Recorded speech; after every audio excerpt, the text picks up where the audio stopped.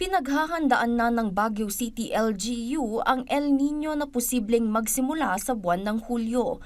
Ayon sa Baguio City Disaster Risk Reduction and Management Office, kasado na ang updated El Nino Action Plan ng departamento.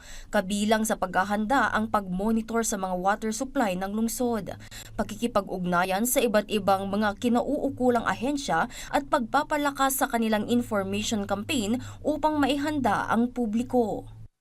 We will empower ang ating mga barangay, specifically ang ating mga communities, kasi sila naman, hindi lang naman sa ngayong crisis, no? Sa lahat ng mga endeavors, sa lahat ng mga response, sa community talaga manggagaling. Sila ang pinaka-first responders natin. Magsasagawa rin ng El Nino Action Plan Summit sa lungsod para sa mga kinakailangang hakbang upang makapaghanda sa anumang epekto ng El Nino at para maipaalala ang pagtitipid sa tubig at ibang resources.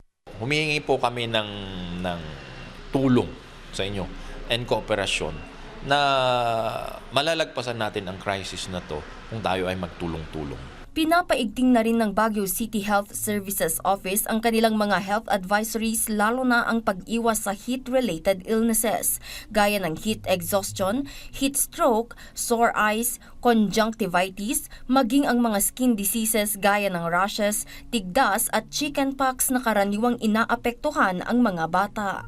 Ipinapaalala ang kahalagahan ng pag-inom ng maraming tubig araw-araw, lalo na ngayong tag-init.